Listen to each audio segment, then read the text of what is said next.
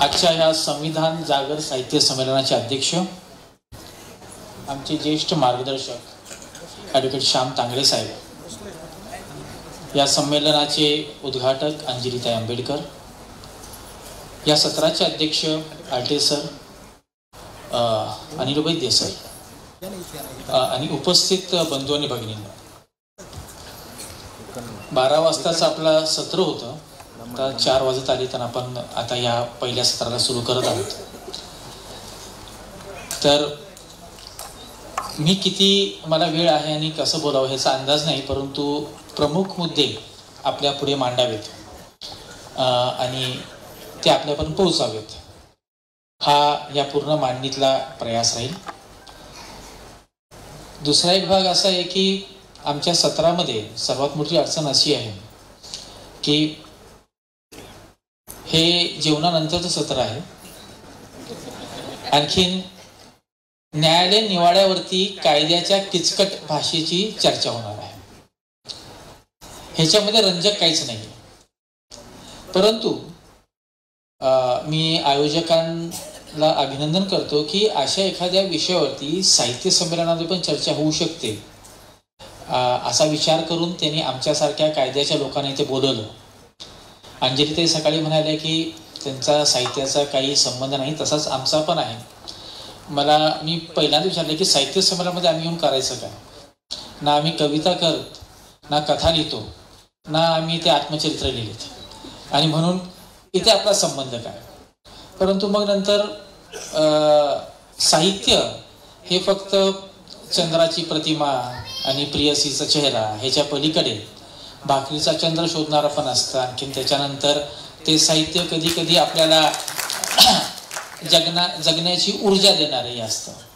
आणि म्हणून आंबेडकरी साहित्य हे तसं नसतं, ते आपल्या रोजच्या भाषेमध्ये जसं सांगता येईल, जसं मांडता येईल, जीवनाचं नवीन तत्वज्ञान सांगणारं हे साहित्य असतं. म्हणून आपण त्या चौकटीमध्ये न बसता आपले विचार मांडावेत, आणि ह्या हिशोबाने हे साहित्य संमेलनामध्ये हा विषय मला वाटतं रास्त आहे. 1 ऑगस्टला सुप्रीम कोर्टाने निवाडा दिला. 7 न्यायाधीशांचं खंडपीठ होतं, आणि पंजाब राज्य विरुद्ध देवेंद्र सिंग ह्या खटल्यामध्ये त्यांनी सांगितलं की अनुसूचित जाती, अनुसूचित जमाती ह्यांच्यामध्ये वर्गीकरण करता येईल. दुसरा एक भाग, अनुसूचित जाती, अनुसूचित जमाती ह्यांना आरक्षण देत असताना क्रीमी लेअर हा क्रायटेरिया लावता येईल. आणि त्याच्यानंतर खरं म्हणजे सुचलंच नाही लोकांना की आपण काय प्रतिक्रिया द्यावी. हे काय झालं, थोडंसं आपण ह्याच्या इतिहासाला मागे जाऊया. अनुसूचित जाती म्हणजे नेमकं कोण, ह्याची व्याख्या काय? आपण थोडंसं शांत राहाल का? अनुसूचित जाती म्हणजे नेमकं कोण, ह्याची व्याख्या काय? तर ह्याची व्याख्या भारतीय राज्यघटनेमध्ये आहे. आता खरं म्हणजे राज्यघटनेची ही प्रत बघून तुम्हाला काही गैरसमज होण्याची काही कारण नाहीये. त्याचं कारण असं की 2011 पासून जेव्हा ईस्टर्न बुक कंपनीने अशी प्रत काढायला चालू केली, मी हे वापरतोय. आणखीन ह्याच्यामध्ये सगळ्या तरतुदी मागील 23 वर्ष मी महाविद्यालयामधील विद्यार्थ्यांना शिकवतो, म्हणून फक्त घेऊन फोटो काढत नाही. तर ह्या राज्यघटनेमध्ये अनुसूचित जातीची व्याख्या काय? तर डेफिनेशन, व्याख्या, ह्याचं जे अनुच्छेद आहे ते 366 आहे राज्यघटनेमध्ये. आणि 366 उपकलम 24 मध्ये ते असं म्हणतात, शेड्यूल्ड कास्ट, अनुसूचित जाती means such caste, race, tribes or part or group of within such caste, race or tribe as are deemed under article 341 of the scheduled caste for the purpose of this constitution. सोप्या भाषेत सांगायचं की त्या जाती, त्या जमाती आणि ते वंश जे राज्यघटनेने अनुच्छेद 341 मध्ये ज्यांना शेड्यूल्ड कास्ट म्हटलेलं आहे ते शेड्यूल्ड कास्ट आहेत. म्हणजे याचा अर्थ असा की आपण 341 मध्ये शेड्यूल कास्टची व्याख्या काय, म्हणजे ते आपली व्याख्या येते, ज्यांना शेड्यूल कास्ट आहेत, अनुसूचित जातींची व्याख्या येते. त्याच्यामध्ये 2 कलम आहेत, 341(1) आणि 341(2). एक असं म्हणतं, the president in after consultation with the governor by public notification specify the caste, race, tribes or part of the group within the caste, race, tribe which shall for the purpose of this constitution shall be deemed to be scheduled caste. सोप्या भाषेत सांगायचं की राष्ट्रपती एक अध्यादेश काढतील, president order काढतील, त्याच्यामध्ये राज्यपालांच्या सल्ला घेऊन प्रत्येक राज्यामध्ये या देशामध्ये अनुसूचित जातीमध्ये कोणत्या जाती, कोणत्या जमाती, कोणते वंश टाकायचे ठरवतील. ठीक आहे. म्हणजे ह्याच्यानी तुम्हाला काय कळलं का? अनुसूचित जाती कोण? तर काहीच कळलं नाही. त्याचं कारण असं की कोणत्या जातीला अनुसूचित जातीमध्ये टाकावं ह्याचं काय मापदंड आहे का? म्हणजे आता मी तुम्हाला विचारलं की अनुसूचित जाती म्हणजे कोण, तर तुम्ही ज्या जातीचे नावं द्या त्या जाती अनुसूचित जातीमध्ये का आहेत, त्यांचं कारण काय? म्हणजे ब्राह्मण अनुसूचित जातीमध्ये येऊ शकतो का? व्याख्या काय माहितीये का की president may in consultation with the governor, राज्यपालांच्या सल्ला मसलत करून जाती, जमाती आणि वंश ह्यांना अनुसूचित जातीच्या सूचीमध्ये टाकतील. आता मग ब्राह्मणाला टाकता येईल का? ब्राह्मणाला टाकता येईल का अनुसूचित जातीमध्ये? नाही टाकता येणार. का नाही टाकता येणार? त्याचं कारण काय? आणि त्याचं कारण जर का तुम्हाला शोधायचं असेल तर आज सकाळचं जे अध्यक्ष भाषण झालं ते अध्यक्ष भाषण जर का तुम्ही व्यवस्थित ऐकलं असेल तर त्याच्यामध्ये तुम्हाला त्याचं उत्तर भेटतं. ते उत्तर असं आहे की आपल्याला पुन्हा एकदा ईस्ट इंडिया कंपनीकडून राणीने हा सगळा कारभार देशाच्या हातामध्ये घेतला आणि सांगितलं की आता इथे कायद्याचं राज्य चालू होईल आणि गव्हर्नमेंट ऑफ इंडिया ऍक्ट आणायला सुरू केले, वेगवेगळ्या प्रकारचे आणले. आणि हा कारभार घेतल्यानंतर त्यांनी इंग्रज गव्हर्नर जनरल आणि इंग्रज सगळे कायदे मंडळ ह्यांना उभं केलं. हे केल्यानंतर सर्वात पहिल्यांदा आरक्षणाची मागणी कोणी केली असेल तर ह्या देशातील सवर्णांनी सांगितलं की राणी सरकार आम्हाला पण कुठेतरी प्रतिनिधित्व द्या, आम्हाला आरक्षण द्या. तर पहिलं रिझर्वेशन मागितलं या देशातील भटा ब्राह्मणांनी. त्यांनी सांगितलं की आम्हाला पण राज्य कारभारामध्ये आमचं ऐकून घ्या ना. मग तुम्हाला कसं? तर मग भारतीयांना प्रतिनिधित्व दिलं पाहिजे. आता भारतीयांना प्रतिनिधित्व दिलं पाहिजे ह्याचा अर्थ म्हणजे भारतीय म्हणजे कोण? मग सांगितलं की हिंदूंना आणि मुसलमानांना. मग कसं द्यायचं? तर मला लोकसंख्येप्रमाणे द्या, लोकसंख्येप्रमाणे द्या. आणि तेव्हा तो जो भारत होता ना, पाकिस्तान, बांगलादेश हा सगळा भाग आपण ब्रिटिश इंडिया पकडायचा, लोकसंख्येप्रमाणे द्या. बरं, भेटायला लागलं तुम्हाला प्रतिनिधित्व. मग 1909 साली प्रिन्स आगा खानने सांगितलं की हे जे हिंदू पॉप्युलेशन सांगतायत ना हे फसवं आहे. ह्याच्यामध्ये अनेक लोक असे की जे हिंदू नाही आहेत. ते म्हणजे कोण आहेत? की ह्याच्यामधले जे अस्पृश्य आहेत आणि जे आदिवासी आहेत ते हिंदू नाही आहेत. का हिंदू नाही आहेत? कारण की त्यांना ह्यांचा देव चालत नाही, त्यांना ह्यांचं बामण चालत नाही, त्यांना ह्यांचा पुरोहित चालत नाही, त्यांना ह्यांचं काही चालत नाही, हिंदू नाही आहेत. मग हे हिंदूच्या नावाने वेगळं मागतायत. खरं म्हणजे हिंदू नाहीत. इथूनही सुरुवात होते आणि म्हणून 1917ला गांधी पहिल्यांदा अस्पृश्यतेचा प्रश्न हा काँग्रेसच्या पटलावरती घेतात. बाबासाहेबांचा अजून उदय व्हायचा आहे पण 1909ला हा प्रश्न यायला चालू होतो. 1919ला साऊथ बोरो कमिटी येते आणि साऊथ बोरो कमिटीला बाबासाहेब पहिल्यांदा जेव्हा साक्ष देतात तेव्हा सांगतात की आम्ही हिंदू नाही आहोत, आम्ही हिंदू नाही आहोत आणि म्हणून आम्हाला वेगळे राजकीय आरक्षण पाहिजे, राजकीय प्रतिनिधित्व पाहिजे. ही बाबासाहेबांची भूमिका. आणि ही भूमिका घेत बाबासाहेब म्हणून सकाळचं भाषण अगदी तुम्ही ऐकलं असेल की ह्या सगळ्यामध्ये पहिल्यांदा अस्पृश्यांचा प्रश्न हा येतो. मग आम्ही म्हणजे कोण? तर ह्याच्यापूर्वी एक व्याख्या झाली होती डिप्रेस क्लास. डिप्रेस क्लास कोण? तर इंग्रजांनी व्याख्या केली की ज्यांच्या सोबत अस्पृश्यता पाळली जाते ते सगळे डिप्रेस क्लास आणि त्या जातींचा एक वर्ग बनवणं चालू केलं. या डिप्रेस क्लासला मग गोलमेज परिषद आहे, त्याच्यामध्ये बाबासाहेबांची वाटाघाट आहे, हा सगळा आहे. 1935चा गव्हर्नमेंट ऑफ इंडिया कायदा येतो आणि या गव्हर्नमेंट ऑफ इंडिया कायदा येतो आणि तो असं म्हणतो की त्या कायद्यामध्ये 1935चा गव्हर्नमेंट ऑफ इंडिया कायदा म्हणजे भारताचं संविधान होतं, हे संविधान येण्यापूर्वी. आणि त्या कायद्यामध्ये एक शेड्यूल बनतं. शेड्यूल म्हणजे परिशिष्ट. आणि त्या शेड्यूल मध्ये काय जाती टाकल्या जातात ते शेड्यूल कास्ट. आणि त्या जाती कोण? त्याची व्याख्याच अशी दिलेली आहे की जे डिप्रेस कास्ट आहेत त्या लोकांना आपण आता शेड्यूल कास्ट म्हटलं पाहिजे. आणि ज्या जमाती एकत्र केल्या गेल्या ज्यांचं शेड्यूल बनवलं गेलं तो शेड्यूल ट्राईब. ह्या शेड्यूल कास्ट आणि शेड्यूल ट्राईब ह्या जाती संविधान निर्माण होण्यापूर्वीच्या ह्या प्रवर्ग आहेत. आणि मग तिथे जेव्हा साहेबांनी सांगितलं की बाबासाहेबांचा पक्ष होता स्वतंत्र मजूर पक्ष, इंडिपेंडंट लेबर पार्टी, आणि मग नंतर जेव्हा बाबासाहेब वाटाघाटी करायच्या ते सांगायचे की आम्ही मायनॉरिटीज आहोत. बाबासाहेबांनी संविधान सभेला दिला जो प्रबंध त्याचं नाव आहे स्टेट्स अँड मायनॉरिटीज. आम्ही अल्पसंख्याक आहोत, बहुसंख्यक कास्ट हिंदूज आहेत, आम्ही अल्पसंख्याक आहोत. त्यावेळेस बाबासाहेबांना सांगितले की तुमची आयडेंटिटी काय, तुम्ही कामगार म्हणून एकत्र येऊ शकत नाही. मग all India schedule caste federation बनतो, हे स्वातंत्र्यापूर्वीच. आता हा जो शेड्यूल कास्ट वर्ग झाला हा सगळा संदर्भ तुम्हाला आता ह्या निवाड्यामध्ये लक्षात येतो. हा आणि हे चर्चेमध्ये आलेलं आहे, राजकारण नाही आलं पण हे संदर्भ येतात. हा जो शेड्यूल कास्टचा वर्ग झाला, शेड्यूल ट्राईबचा वर्ग झाला, ही कॉन्स्टिट्युशनल कॅटेगरी आहे.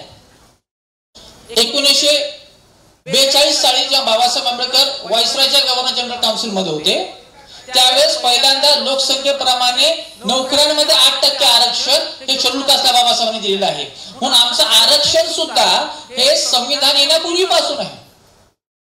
म्हणजे बाबुराव बाबुलांच्या शब्दात सांगितलं की वेदाआधी तू होतास, तसा हे संविधान निर्माण होण्याआधी आमची संवैधानिक रेकग्निशन होती. आम्ही शेड्यूल कास्ट अशी कॅटेगरी होती. मग लोकसंख्येप्रमाणे आरक्षण एक, आणि दुसरं जे अस्पृश्य जाती आहेत ज्याला डिप्रेस कास्ट म्हणलं जातं त्यांचा प्रवर्ग वर्ग बनवणं, आणि जे ॲबॉरिजिन ट्राईब्स आहेत त्यांचा एक वर्ग बनवणं, ह्या कॉन्स्टिट्युशनल कॅटेगरीज बनल्या. आणि म्हणून तुम्हाला आता पहिल्या प्रश्नाचं उत्तर भेटतं की शेड्यूल कास्ट कोण, जे शेड्यूल कास्ट यादीत आहेत, शेड्यूल कास्ट यादीत कोण आहेत, त्याला संदर्भ तुम्हाला 1919 ला भेटतो. मग त्याला कॉटनचा सेन्सस रिपोर्ट आहे, ह्या सगळ्यांमध्ये त्यांनी अभ्यास केला. त्याच्यामध्ये क्रायटेरिया दिले की ह्यांच्याकडे ब्राह्मण जात नाही, ह्यांचा शिवाशी होते, ह्यांचा देव वेगळे, ह्या सगळ्या वेगळे. तर सगळं समजून घ्या तुम्ही की ह्यांचा एक भाग होतो आणि ह्यांचा शेड्यूल कास्ट होतो. म्हणजे बाबासाहेबांनी पहिल्यांदा केलं काय माहितीये का, की बाबासाहेब आंबेडकर सर्वात पहिल्यांदा ह्या ज्या सगळ्या जाती होत्या अस्पृश्यांच्या त्या सर्वांना एकत्र करून त्यांचा एक वर्ग बनवला. आणि इथून पहिल्यांदा वर्गीय संघर्ष कोणी उभा केला असेल नाहीरे वर्गाचा, तो बाबासाहेबांनी उभा केला. शेड्यूल कास्ट कोण आहेत, it is a combination of caste. आणि त्यांचा एक मुद्दा काय की ते अस्पृश्य होते, ते अस्पृश्य आहेत. आता हा झाला एक मुद्दा 1900 म्हणजे हा शेड्यूल कास्ट. मग शेड्यूल कास्टचं आरक्षण कोणतं आहे, नोकरीमधल्या, शिक्षणामधल्या आणि बाकीच्या याच्यामध्ये जिथे जिथे तुम्हाला अफर्मेटिव्ह ऍक्शनच्या संदर्भात होते तिथे आहे, आणि राजकारणामधले आरक्षण. 1975 साली ज्ञानी जयसिंग जेव्हा मुख्यमंत्री होते पंजाबचे, तेव्हा त्यांनी मुख्यमंत्री असताना पंजाबमध्ये शेड्यूल कास्टला 25% आरक्षण आहे. त्या 25% पैकी 50% आरक्षण हे मजहबी शीख आणि वाल्मिकी यांना देण्याचं घोषित केलं. म्हणजे तेव्हा काँग्रेसचं सरकार, ज्ञानी जयसिंग मुख्यमंत्री, त्यांनी घोषित केलं. मग एनटीआरचं सरकार तेव्हाच्या त्या युनिफाईड आंध्र प्रदेशमध्ये होतं, आणि मग त्यांनी सांगितलं की आम्ही मादिगा समाजाला वेगळं आरक्षण देऊ. हिमाचलमध्ये काँग्रेस सरकार होतं, त्यांनी तिथे केलं. त्याच्यानंतर नितीश कुमारचं सरकार बिहारमध्ये, त्या बिहारमध्ये त्यांनी मग महादलित काढला आणि त्यांना दिलं. करुणानिधीचं सरकार तमिळनाडूमध्ये, त्यांनी तिथे 3% आरक्षण असं विभाग करून एका समूहाला दिलं. आणि मग पुन्हा आपचे सरकार पंजाबमध्ये, त्यांनी पुन्हा हे दलविंदर सिंगची केस आली तेव्हा हा केला. आता 1975 पासून अनुसूचित जातीमध्ये विभागीकरण, अबगड करणं हे सुरू झाले. आणि सुरू कोणी केलं तर सर्व पक्षांनी केलं.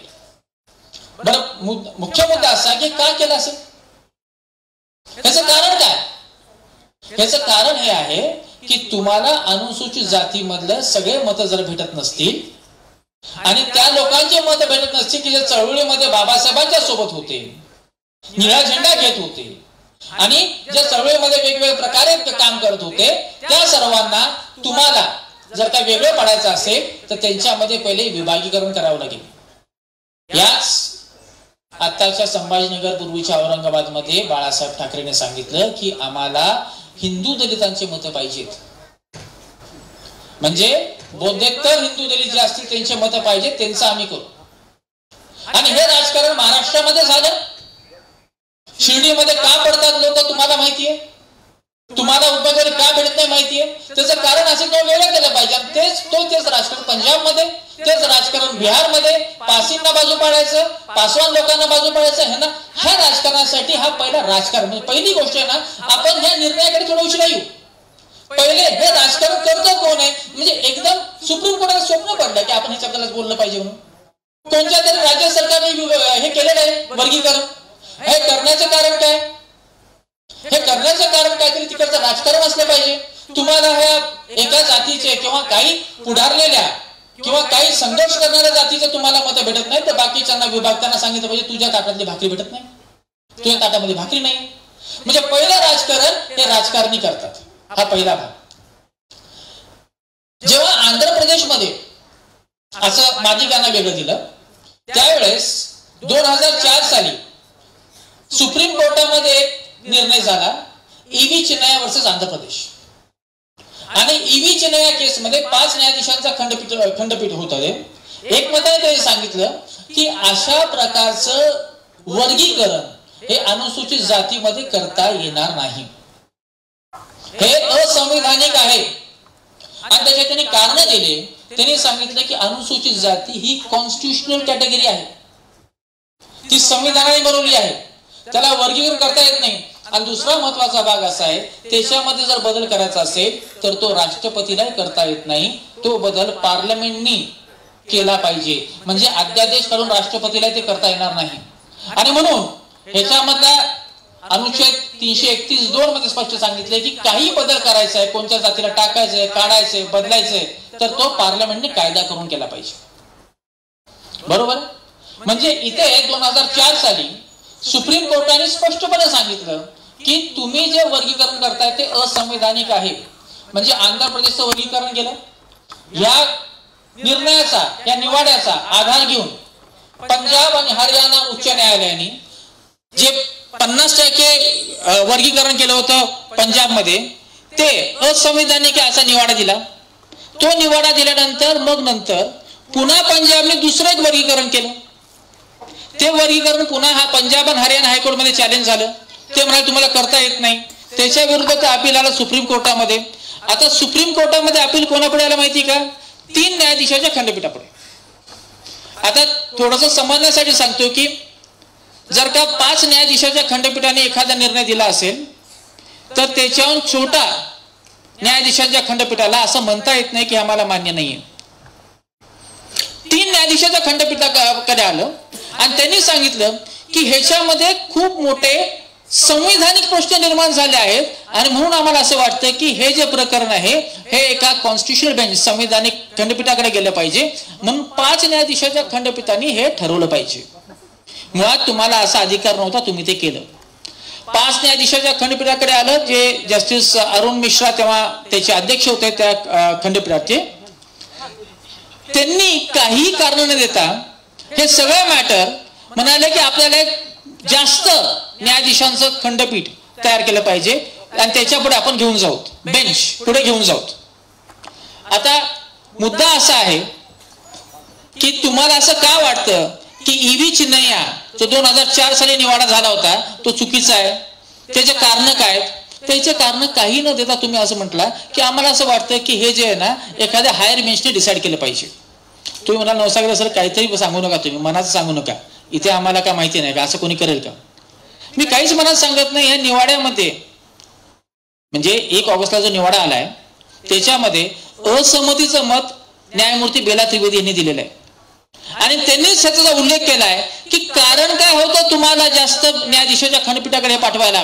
ते असं म्हणतात की 2004 साली जो निर्णय आतापर्यंत वेल सेटल झालेला आहे, it is a settled law, त्याला तुम्ही का बदलताय आणि तुम्ही कोणतेही कारण न देता हे जास्त न्यायाधीशांच्या खंडपीठाकडे का पाठवताय? हे मी म्हणत नाहीये, बेला त्रिवेदी यांनी ह्या जजमेंट मध्ये त्यांचं असंमतीचं मत देताना नोंदवून ठेवलेलं आहे. म्हणजे दुसऱ्यांदा जर का तुम्हाला म्हणायचं असेल की इथे तुमचा घात कोणी केला तर न्यायपालिकेने केला. म्हणजे प्रश्न नसताना प्रश्न निर्माण केला. पहिल्यांदा प्रश्न नसताना प्रश्न कोणी निर्माण केला? राज्यकर्त्यांनी. आपापल्या राज्यामध्ये जेव्हा त्यांना वाटलं की आपल्याला एका प्रवर्गाचे मते भेटत नाही तर दुसऱ्याला आपण जरा त्यांच्या विरुद्ध लढवलं पाहिजे आणि म्हणून त्यांनी वर्गीकरणाची चाल चालू केली. आणि जेव्हा सुप्रीम कोर्टाने 2004 साली सांगितले की नाही हे असंविधानिक आहे, तर त्याच्यानंतर पुढे सुप्रीम कोर्ट 2020 मध्ये काही कारण नसताना जास्त न्यायाधीशाच्या खंडपीठाकडे 7 जजेस बेंचकडे हे सगळं पाठवतात आणि त्याच्यावर निवाडा देतो. आता हा जो निवाडा आहे ह्याच्यामध्ये 7 न्यायाधीश आहेत. न्यायमूर्ती धनंजय चंद्रचूड सरन्यायाधीश हे मुख्य आहेत. मनोज मिश्रा हे दुसरे न्यायाधीश आहेत. भूषण गवई, विक्रमनाथ, पंकज मित्तल, सतीशचंद्र शर्मा यांनी बहुमत दिलेलं आहे आणि जस्टिस बेला त्रिवेदी यांनी असहमतीचा निवाडा दिलेला आहे. आता हा थोडा समजून घ्यायच्यासाठी की तुम्ही म्हणता रिव्ह्यू पिटिशनवर टाकता त्याच्यामध्ये घोळ काय तो लक्षात घ्या. जस्टिस चंद्रचूडांचा जो निवाडा आहे तो त्यांनी स्वतःसाठी आणि मिश्रासाठी दोघांसाठी लिहिलेला आहे. दुसरा महत्वपूर्ण निवाडा आहे जस्टिस भूषण गवईंचा. तिसरा महत्वपूर्ण निवाडा आहे जस्टिस बेला त्रिवेदीचा. आणि मग ह्या बाकीच्यांनी 1-1, 2-2, 4-4 पानाचे निवाडे दिलेले आहेत. म्हणजे 3 निवाडे महत्वाचे आहेत. या 3 निवाड्यामध्ये 2 प्रश्न चर्चिले गेलेत आणि 2 प्रश्नांपैकी 3 न्यायाधीशांनी एका प्रश्नाला हातच लावला नाही. पहिला प्रश्न असा आहे की शेड्यूल ट्राईब मध्ये वर्गीकरण करता येतं का, तर ह्याच्याबद्दल 7च्या 7 न्यायाधीशांनी आपले मत दिलेले आहेत. दुसरा प्रश्न असा आहे की अनुसूचित जाती अनुसूचित जमाती ह्यांच्यामध्ये क्रिमिनल लावता येतं का, तर याच्याबद्दल फक्त 3 न्यायाधीशांनी मत दिलेत. एकाने वेगळंच मत दिलेलं आहे आणि बाकीचे 3 न्यायाधीश हे मौन बाळगून आहेत, बोलत नाहीत. मी पुन्हा सांगितलं की जेवणानंतरचं सत्र आहे आणि आपण फारच तांत्रिक गोष्टीबद्दल बोलणार आहोत. परंतु या सभागृहामध्ये जितके लोक बसलेत त्यांचा भाकरीचा प्रश्न सुटलेला आहे, आजचा आणि आयुष्याचाही. परंतु येणारे जे बाकीचे आहेत जे ह्या सभागृहात नाही आहेत त्यांचा प्रश्न अजून बाकी आहे आणि बहुधा आपण त्यांच्यासाठी चर्चा करतोय. कारण की या सभागृहाचं ॲव्हरेज वय मी काढलं की ते जवळजवळ 55 ते 60 येते आपल्या सर्वांचं वयाचं जर का ॲव्हरेज केलं तर. पण ज्यांच्यासाठी आपण भांडतोय ते इथे नाही आहेत. तर आपण त्यांच्यासाठी बोलतोय आणि ते येणाऱ्या पिढीसाठी बोलतोय. तर म्हणून थोडंसं लक्ष देऊन आपण ह्याच्याकडे लक्ष देऊ की होतं काय. न्यायमूर्ती चंद्रचूडांनी पहिल्यांदा हा प्रश्न विचारला की अनुसूचित जाती हा जो वर्ग आहे ह्याच्यामध्ये वर्गीकरण करता येईल का, आणि त्याचं त्यांनी उत्तर सांगितलं की अनुसूचित जाती हा एक संघ वर्ग आहे का, is it A homogeneous class, हा एक संघ वर्ग आहे का. मग त्यांनी सांगितलं की एक संघ वर्ग आपण कसा ठरवायचा, तर एक संघ वर्ग ठरवत असताना त्यांनी सांगितलं की अनुसूचित जातीच्या इतिहासाला जातात आणि ते सांगतात की ज्या लोकांसोबत बाकीचे लोक अस्पृश्यता पाळत होते त्या सर्वांचा एक वर्ग बनला आणि म्हणून तो एक संघ वर्ग आहे, तो एक संघ वर्ग आहे. आता इथपर्यंत झालं की अनुसूचित जाती हे एक संघ वर्ग आहेत. दुसरा भाग त्यांनी विचारला की जर का एक संघ वर्ग असेल तर त्याच्यामध्ये वर्गीकरण करता येतं का. आता वर्गीकरण करता येतं का त्याच्याबद्दल बरेच कायद्याच्या कसोटी लावल्यात आणि ते म्हणाले की वर्गीकरण करत असताना जर का त्यांच्यामध्ये आपल्याला काही सूत्र सापडले की ज्याच्यामुळे त्यांना रिझनेबल क्लासिफिकेशन करता येईल, वर्गीकरण करता येईल, तर ते करता येईल. मग कोणते सूत्र सापडतील आपल्याला, आणि त्यांनी सांगितलं की जरी सर्व जातींसोबत बाकीचे लोक अस्पृश्यता पाळत असले तरी ह्या जाती सुद्धा एक दुसऱ्यासोबत अस्पृश्यता पाळतात. ह्या जाती पण एक दुसऱ्यासोबत अस्पृश्यता पाळतात, उच्च नीच समजतात आणि म्हणून ह्यांच्यामध्ये पण वर्गीकरण करता येईल. जरी ह्या सर्वांसोबत म्हणजे महाराष्ट्रामधल्या 59 जाती ह्या अनुसूचित जातीच्या प्रवर्गात येतात, जरी ह्यांच्यासोबत बाकीचे लोक अस्पृश्यता पाळत असले तरी ह्या जाती एक दुसऱ्यासोबत अस्पृश्यता पाळतात. पुरावा काय, तर त्यांनी सांगितलं की नवसर्जनने एक अभ्यास केलेला आहे गुजरातमध्ये 1,500 गावांचा, ज्याच्यामध्ये एक अस्पृश्य जात दुसऱ्या जातीसोबत अस्पृश्यता पाळते. याचा अर्थ देशभरामध्ये अस्पृश्य जाती एक दुसऱ्यासोबत अस्पृश्यता पाळतात. जर का होत असेल तर मग आपल्याला त्यांच्यामध्ये वर्गीकरण करता येतं. आता एक लक्षात घ्या, ज्याला जात कळत नाही, जातीचं डायनामिक्स कळत नाही, तो या गोष्टी अशा बोलतो. मी का म्हणतो ज्याला जात कळत नाही, जातीचं डायनामिक्स कळत नाही, कारण की जाती व्यवस्थेमध्ये बाबासाहेबांनी सांगितलं अशी एकही जात नाही जी दुसऱ्या जातीला आपल्याहून नीच आणि एका जातीला आपल्याहून श्रेष्ठ समजत नाही. हे जाती व्यवस्थेचं गुणधर्म आहेत की दुसऱ्या जातीला आपल्याहून श्रेष्ठ आहे, एकाला नीच समजणं. आणि म्हणून हे ब्राह्मणी व्यवस्थेचं गुणधर्म जे आहे ते अस्पृश्यांमधल्या जातींमध्ये पण आहे. ते एक दुसऱ्यासोबत कळतात. आता तुम्ही त्याच्यावर सांगितलं की त्यांच्यामध्ये वर्गीकरण करा. पुढचा एक प्रश्न आहे तो तुम्हाला इथे बसणाऱ्या सगळ्यांना कळतो. एका जातीमध्ये पण पोट जाती आहेत आणि त्या पण एक दुसऱ्यासोबत व्यवहार करत नाहीत. आता जर का तसं असेल तर मग तुम्ही त्यांच्यामध्ये किती वर्गीकरण करणार आहात? जर का हाच मुद्दा असेल की आपल्याला वर्गीकरण करायचे कारण की त्यांच्यामध्ये भेदभाव चालतात, तर मग इथे भेदभावाचं काय करणार? ह्या सर्व लोकांची आयडेंटिटी एक काय आहे? कारण त्यांच्यासोबत अस्पृश्यता पाळली जाते. दुसरी बात, जर थोड्या काळासाठी थोडं विसरून जा की 56 मध्ये धर्मांतर झालेलं आहे, बाबासाहेबांनी बौद्ध धर्म दिला आहे, तर सर्व ज्या अस्पृश्य जाती आहेत ह्यांचे देवदेवता कोण होते? किती लोकांच्या आया आज्या चांद्याला जात होत्या, चंद्रपुराला, आणि चांद्याला किती लोक जात होते? कोण जात होते? बरोबर, ह्यांचे देवदेवता पण तेच होते. ह्या सगळ्यांमध्ये ह्यांच्यामध्ये युनिफाईंग कॅटेगरी बरेचसे होते. आता ते एक दुसऱ्याशी अस्पृश्यता पाळतात आणि तो पण देशभराचा कोणता अहवाल नाहीये, कोणत्या सेन्ससचा अहवाल नाहीये. नवसर्जनने केलेला 1,500 गावांचा एक रिपोर्ट आहे, त्याची ऑथेंटिसिटी आम्हाला माहिती नाहीये. त्याच्यावरती सांगितलं की तुम्हाला अनुसूचित जातीमध्ये वर्गीकरण करता येईल. आता जर का वर्गीकरण करता येईल तर मग हा मुद्दा पटला. पुढचा भाग की हे वर्गीकरण कोणत्या आधारावरती करायचं, काय आधार आहे? तर ह्याच्यासाठी थोडंसं अजून पुन्हा संविधानाकडे जातो.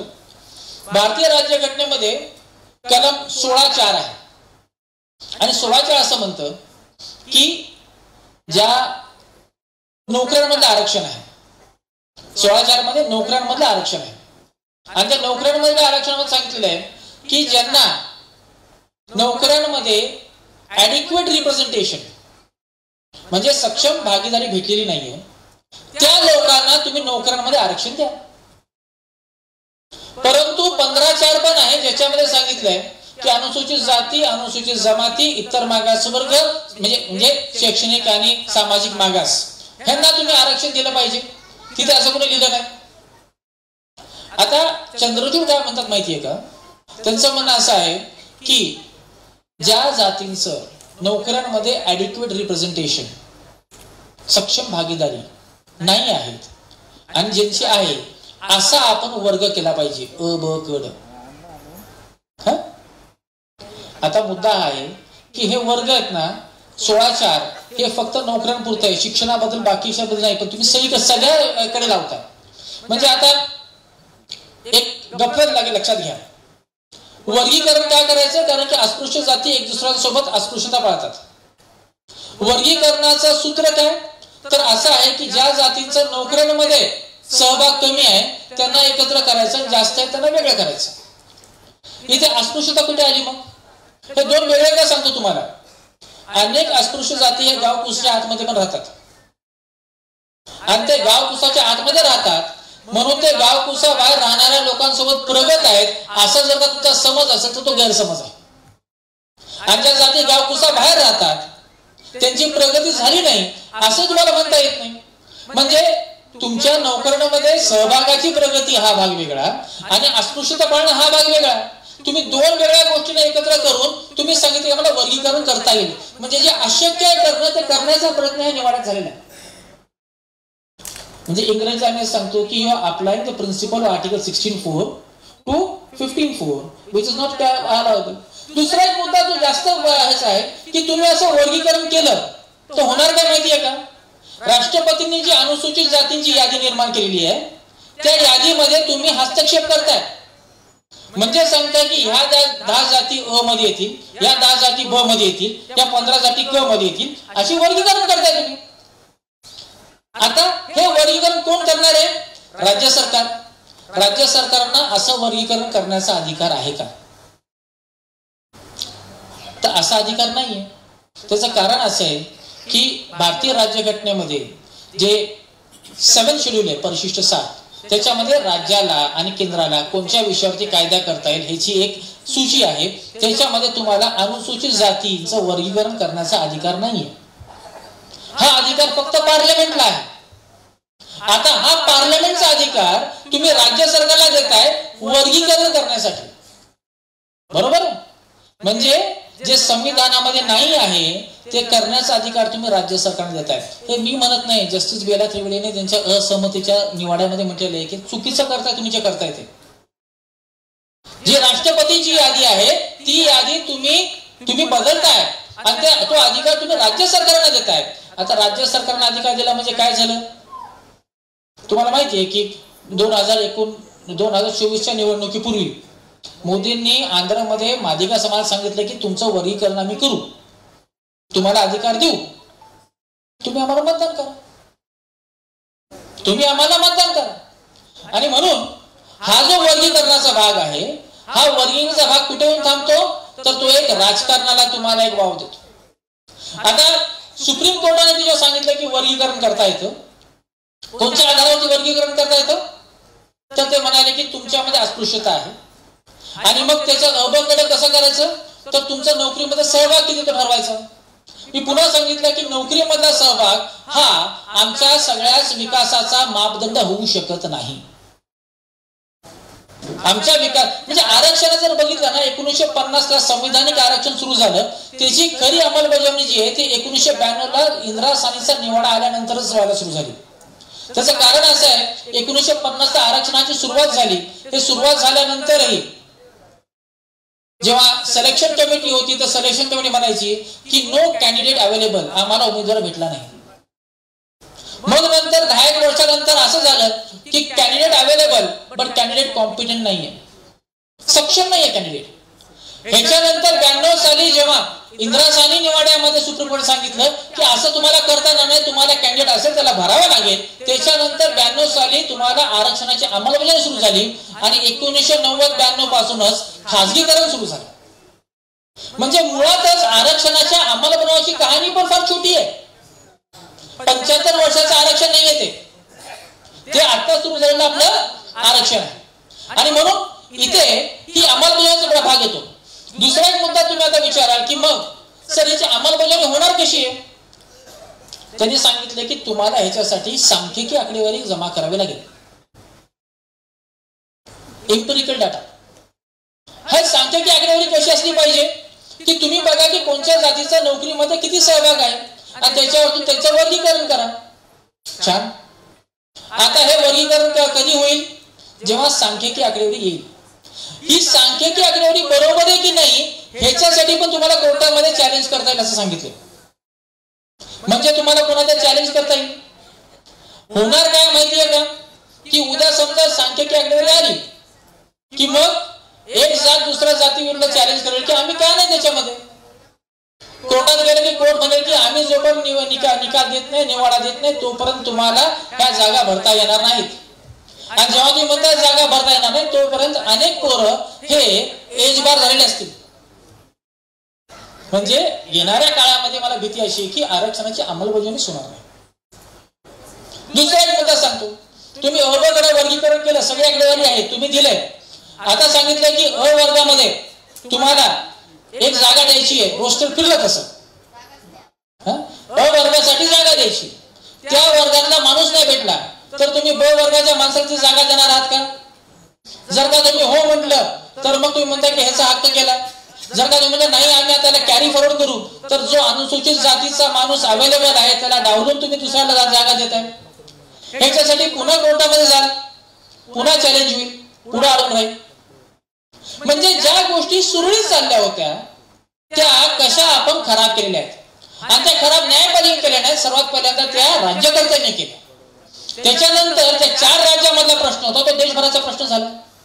अजून महत्वाची गोष्ट ही अशी आहे की या सगळ्यामध्ये अनुसूचित जमातीच्या लोकांचं तर काही म्हणणंच नाहीये, ते तर कुठेच नाहीये. म्हणजे ते विनाकारणच त्यांचं चाललेलं आहे. ह्याच्यामध्ये अनुसूचित जमातीचे लोक ना तुम्ही त्यांचं वर्गीकरण पहिले केलं होतं, ना ते चॅलेंज केले, ना ते कोर्टामध्ये, ना त्यांचा प्रतिनिधी आहे. तुम्ही असं म्हणता ह्याच्यामध्ये पण वर्गीकरण करा. ह्यांच्यामध्ये पण पुढारल्या जाती आहेत, आदिवासींमध्ये पुढारल्या जाती आहेत. हे तुम्हाला ऐकून किती बरं वाटतं? म्हणजे ऐकायला ते बरं वाटतं आपल्याला. दुसरी गोष्ट अजून ऐकायला बरं वाटेल की आदिवासींमध्ये क्रिमिनल पण आहे. ज्या गोष्टी तुम्हाला आता ऐकून हसू येते त्या गोष्टी कोर्टाने म्हटलेल्या आहेत. म्हणून हा हास्यास्पद निवाडा आहे. हा हास्यास्पद निवाडा आहे. ह्याच्यामध्ये काहीच नाही. म्हणजे तुम्हाला ह्याच्यामध्ये क्रिमिनल सापडतो. क्रिमिनल बद्दल सर बोलणार आहेत. मी थोडस फक्त त्याला ओझरता विचार की थोडस आम्ही वाटून घेतलं की आपल्यामध्ये मग अबकड होऊ द्या म्हटलं. थोडस मी बोलतो, थोडस तुम्ही बोला. बरोबर.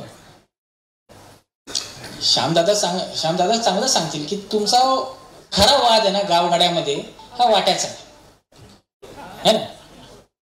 आणि तो वाद आत्ताचा नाही. तो गाव कितला आहे, कोणाला किती हिस्सा भेटणार, तो आता संविधानाबरोबर थांबलाय, कोणाला किती हिस्सा भेटणार. ह्याचा दुष्परिणाम काय झाला माहितीये का, की अनुसूचित जाती हा जो प्रवर्ग, एक वर्ग बाबासाहेब निर्माण केला होता, तो वर्ग आता ह्या निवाड राज्यकर्त्यांनी 1975 पासून त्यांना जातीमध्ये विभागाचं होतच. म्हणून बाबासाहेबांना होतं ज्यांना ज्यांना उभं करतात त्यांना उभं केलं. जे जे प्रतीक उभे करतात ते प्रतीक उभे केले, ज्या ज्या जयंत्या उभ्या करतात त्या त्या जयंत्या उभ्या केल्या. परंतु हे सगळं करत असताना शेवटी त्यांनी त्यांचं वर्गीकरण करून टाकलं आणि त्याला मोहर लावली त्या निवाड्याने. म्हणून अनुसूचित जाती तुम्ही 13% तुमचं मतदान होतं ते 7% थांबलात, ते 7% होऊन थांबलेलं आहे. हा तुमचा सर्वात मोठा नुकसान आहे. नोकऱ्या आहेत, नोकऱ्यांचं पुढे काय होणार आहे हा भाग वेगळाच. नोकऱ्या टिकणार किती आहेत. त्यांनी सकाळी विषय काढला होता 1990 साठी जेव्हा खाजगीकरण आलं, LIC ला आता याच्यानंतर LICचं भाग भांडवल हे 100 पटीने वाढलंय. परंतु LICच्या नोकऱ्या कमी झाल्यात कारण LIC सगळं खाजगीकरण करून ठेवलं. किती लोक LIC ला नोकरी लागलेत मागच्या 20 वर्षामध्ये सांगा. तुम्हाला नोकऱ्या भेटणार नाही. खाजगीकरण जोरात चालू आहे. अनेक अनुदानित महाविद्यालयाने म्हटलं की तुम्ही सेल्फ फायनान्स व्हा, आरक्षण देऊ. मग त्या आरक्षणाचा अर्थ काय जर का सेल्फ फायनान्स करत असाल तुम्ही तर तिथे तुम्हाला ना विद्यार्थी शिकणार आहेत ना नोकऱ्या भेटणार आहेत. हे धोरण 1990 पासूनच आहे. या धोरणाविरुद्ध बोलले कमी लोक, तुम्ही स्वागत केलं त्याचं.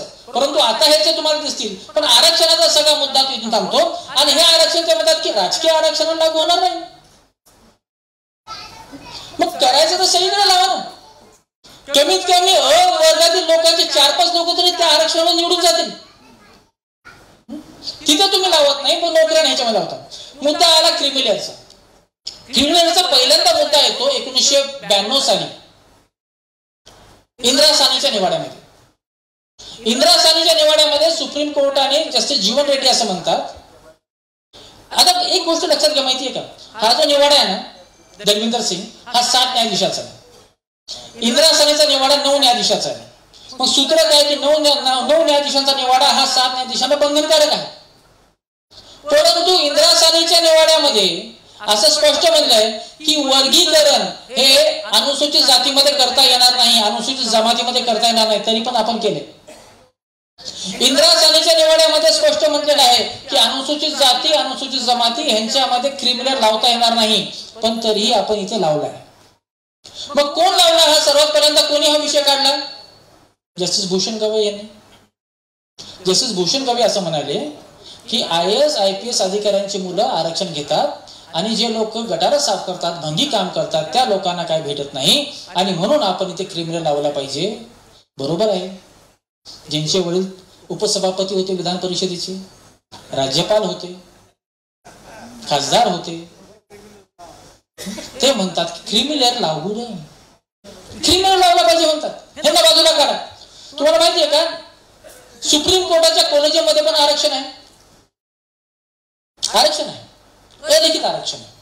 त्याचा मापदंड असा आहे की ज्या भागातून लोक कमी असतील त्या भागातील लोकांना घ्या, ज्या समूहातील लोक कमी असतील त्या समूहातील लोकांना घ्या, ज्या धर्मातील लोक नसतील त्या धर्मातील लोकांना घ्या. आणि कोलोजियम जो आहे ना हा एक जातीचा, एक धर्माचा, एक प्रांताचा होता कामा नये. आज 3 अनुसूचित जातीचे न्यायाधीश सुप्रीम कोर्टामध्ये आहेत. त्याचं कारण असं आहे की ते कोलोजियम मध्ये कोटा सिस्टीम आहे. आणि भूषण गवई स्वतः म्हणाले होते की जर कोटा नसता तर मी सुप्रीम कोर्टापर्यंत पोहोचलो नसतो. पण पण त्यांनी सांगितलं की आपल्याला क्रिमिनल लावला पाहिजे. मग त्यांनी एक गोष्ट सांगितली की जर का कॉन्व्हेंटमध्ये शिकलेला एखादा विद्यार्थी असेल आणि झडपीच्या शाळेत शिकलेला विद्यार्थी असेल, त्याच्यामुळे तुम्ही एकच कसं समजणार? हे सगळं ऐकायला बरं वाटतं. पण तुम्हाला एक लक्षात घ्या, खरी फॅक्ट अशी की कॉन्व्हेंटमध्ये कोणते विद्यार्थी शिकतात? बहुतांशी दलितांची आम्ही असं बघतो की आमचे पोरं इंग्रजी माध्यमात शिकले पाहिजे, कॉन्व्हेंटमध्ये शिकले पाहिजे, कारण की ख्रिश्चन मिशनरी शाळांमध्ये आमच्यासोबत कमी भेदभाव होतो. त्या कारणाने त्या शाळांमध्ये खूपच आपल्या विद्यार्थ्यांना पाठवलं जातं. आणि म्हणून तो कॉन्व्हेंटमध्ये शिकला म्हणून त्याला आपण क्रिमिनल म्हणून काढून टाका, हा क्रायटेरिया नाही. तर त्यांनी सांगितलं क्रिमिनल टाका. मी फक्त 92चा निवाडा घेतो आणि थांबतो इथे, कारण की सर बोलणार आहे पुढच्या मुद्द्यावरती. मी पुढचा मुद्दा म्हणून थांबणार आहे.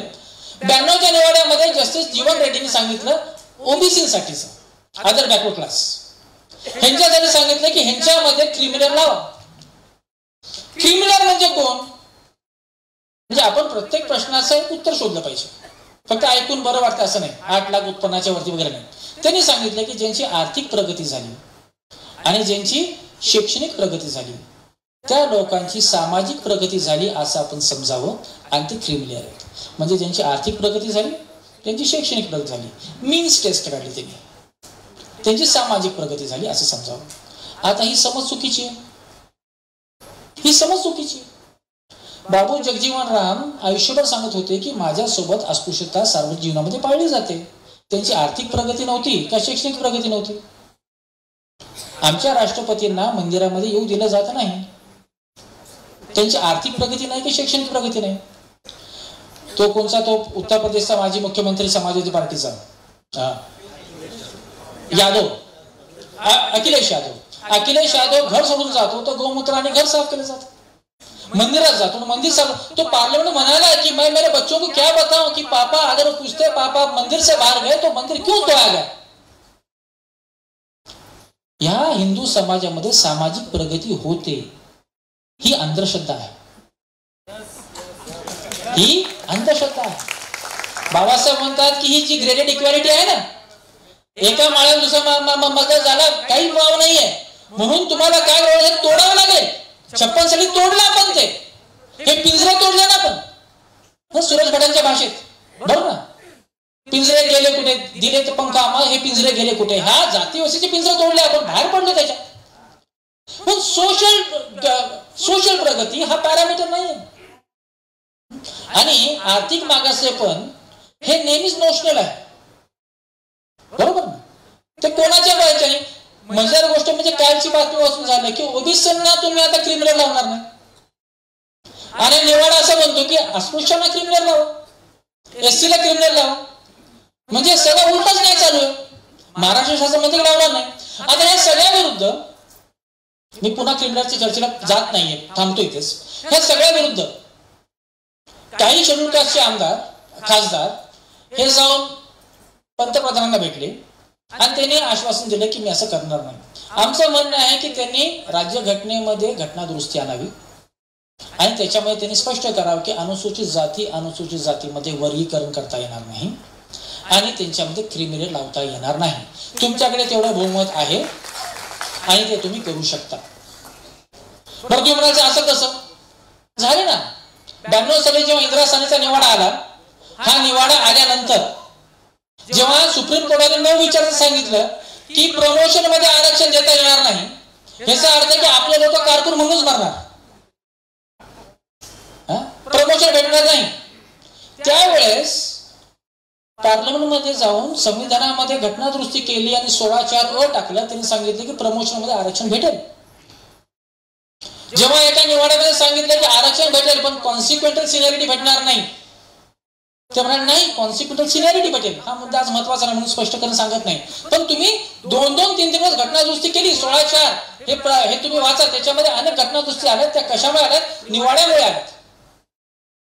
म्हणून आमचं म्हणणं आहे की हा जर निवाडा जर का करून काढायचा असेल आणि राज्यकर्त्यांना खरंच जर का आमच्याबद्दल, अनुसूचित जाती अनुसूचित जमाती यांच्याबद्दल प्रेम असेल आणि त्यांना संविधानाबद्दल जर का निष्ठा असेल तर त्यांनी घटना दुरुस्ती आणावी. आणि ह्या निवाड्यामध्ये सांगितलेलं आहे जे असंवैधानिक आहे ते खोडून काढावं आणि ती घटनादुरुस्ती अशी करावी की अनुसूचित जाती अनुसूचित जमाती यांच्यामध्ये वर्गीकरण करता येणार नाही. तो अधिकार फक्त पार्लमेंटचा आहे, पण वर्गीकरण करण्याचा नाही. दुसरी गोष्ट की तुम्हाला क्रिमिलेअर लावता येणार नाही. या क्रिमिलेअरचा पण जो निवाडा आहे तो रेशो आहे का माहिती नाही, परंतु फक्त एका न्यायाधीशाचा निवाडा जो आहे तो तुम्हाला वाचतो. आणखी ह्याची समज किती असते हे तुम्हाला सांगतो आणि थांबतो. जस्टिस पंकज मित्तल यांनी जो निवाडा दिलाय, त्या पंकज मित्तलच्या निवाड्यामध्ये त्यांनी असं सांगितलंय की खरं म्हणजे ना, जाती व्यवस्था ही आत्ताची आहे. आपल्याकडे वर्ण व्यवस्था होती आणि वर्ण व्यवस्थेमध्ये जाती नाही आहेत. जाती व्यवस्था नंतरच्या आहेत आणि म्हणून आपण वर्ण व्यवस्था जी ती बरोबर आहे, आपण तसंच त्या वर्ण व्यवस्थेच्या हिशोबाने ते गेलं पाहिजे. ह्याच्यामध्ये भगवद्गीता सांगतात, ह्याच्यामध्ये ते म्हणतात की भगवद्गीतेमध्ये श्रीकृष्ण म्हणतो की ही सगळे जे 4 वर्ण आहेत ते मी निर्माण केलेले आहेत आणि हे 4 वर्ण जे आहेत हे कर्माप्रमाणे आहेत आणि कर्माप्रमाणे असतानाही जाती व्यवस्था नाहीये, असं सगळं ज्ञान देतात. पुन्हा म्हणतात की मी काय धर्मशास्त्राचा अभ्यासक नाहीये, परंतु मी सांगतो मागे OTT प्लॅटफॉर्मवरती एक वेब सिरीज आली होती पाताल लोक. त्याच्यामध्ये तो जो नायक आहे ना, तो शेवटी फार चांगला डायलॉग म्हणतो. तो कथा सांगणार त्याच्यापूर्वी म्हणतो की शास्त्रों में लिखा है लेकिन मैंने व्हाट्सएप पे पढ़ा है. शास्त्रों में लिखा है लेकिन मैंने व्हाट्सएप पे पढ़ा है. खूप काही त्यांचे अनुमान जाती व्यवस्थेवरचे हे असेच आहेत. शास्त्रों में लिखा है लेकिन मैंने व्हाट्सएप पे पढ़ा है. ह्याच्यामध्ये त्यांनी सांगितलेला एक फक्त मुद्दा सांगतो. ते म्हणतात क्रिमिनल वगैरे नको, तुम्ही करा. एका पिढीला जर आरक्षण भेटलं तर पुढच्या पिढीला भेटता कामा नये. म्हणजे जर का आरक्षण घेऊन एक पिढी कारकून झाली तर दुसऱ्या पिढीला कोणालाही आरक्षण भेटता कामा नये. आम्ही असं म्हणणं आहे की ठीक आहे, कारकून होणं एक भाग आहे, पण शेवटी त्याला IAS व्हायचंय, IPS व्हायचंय, पुढार जायचंय. आणि मग शेवटचा प्रश्न असा येतो की आरक्षणाची गरज कशाला आहे आम्हाला? आमचे पोटापाण्याचे प्रश्न सुटावेत म्हणून, नोकऱ्या लागावेत म्हणून, हा एक भाग झाला. परंतु तो गौण आहे. निर्णय करण्याच्या प्रक्रियेमध्ये आम्हाला आमचा सहभाग पाहिजे आणि हा जो सहभाग आहे, हा सहभाग तुम्ही काढून घेण्यासाठीचा हा सगळा खटाटोप आहे. जर का तुम्हाला ज्या जातींची प्रगती झाली नाही त्यांच्याबद्दल एवढाच कळवळा असेल, तो पुन्हा तो प्रश्न सकाळी उपस्थित केला तोच आम्हाला विचारावा लागेल. 75 वर्ष सत्ता तुमच्या हातामध्ये होती, तर त्यांची प्रगती का झाली नाही ह्याची उत्तर तुम्ही आम्हाला पहिले द्या. जर त्या सगळ्या सरकारांमध्ये सरकारी शाळा बंद पडणार असतील, झडपीच्या शाळा बंद पडणार असतील, महाविद्यालय बंद पडणार असतील, नोकऱ्या निर्माण होणार नसतील, तर ह्या समाजाची प्रगती होणार कशी आहे? आणि म्हणून ह्यांच्यासाठी तुम्हाला विशेष शाळा कराव्या लागतील, महाविद्यालय करावं लागेल, त्यांना तुम्हाला इतकं सक्षम करावं लागेल की असं कधी होतं का की 4 लोक आलेत तर आपण ह्या जातीच्या माणसाला घेतलं पाहिजे. ते ह्याचा अर्थ असा होता की दुसरा कोणी आला नाही तिथे अर्ज करून, का आला नाही ह्याचा प्रश्न विचारा. त्याच्यासाठी वर्गीकरण करून त्यांच्यामध्ये वाद करू नका. आणि म्हणून शेवटच्या टप्प्यात सांगतो, वर्गीकरणाचं राजकारण हे सुप्रीम कोर्टाच्या निवाड्यामध्ये सुरू झालं नाही. ते 1975 साली पंजाब मधल्या काँग्रेस शासनाच्या झैलसिंगाच्या मुख्यमंत्री असताना झालेल्या त्या निर्णयात झाले. त्याच्यामध्ये फक्त काँग्रेस नाहीये, तर AIADMK आहे, तेलुगू TDP आहे, तुम्हाला नितीश कुमार आहे, आप आहे. या सगळ्याच पक्षांनी आपल्या फायद्यासाठी वर्गीकरण संविधानामध्ये करण्यासाठीचे प्रयत्न केलेले आहेत. आणि राजकारणामध्ये तर वर्गीकरण मोठ्या प्रमाणात होतच असतं. जे लोक निळ्या झेंड्याच्या खालती नाहीत त्या सर्वांना आपण आपल्या झेंड्याखाली घेण्यासाठी हे वर्गीकरण चालू असतं. तर हे राजकारणामध्ये सुरू झालं. राजकारणामध्ये सुरू झालेला हा सगळा भाग आहे तो आता न्यायपालिकेमध्ये आला आणि न्यायालयाने त्याच्यावरती शिक्कामोर्तब केलाय. आणि म्हणून मित्रांनो, रिव्ह्यू पिटिशन टाकलेले आहेत, काही रिव्ह्यू गेलेले आहेत, ते रिव्ह्यू होईल. तुम्ही आपण चळवळ करतो आणि त्याच्यासाठी आपली मागणी असली पाहिजे की घटना दुरुस्ती झाली पाहिजे आणि हे वर्गीकरण संपलं पाहिजे. आपण शांतपणे मला ऐकून घेतलं त्याबद्दल आपल्या सर्वांचे आभार मानतो. जय भीम, जय भारत.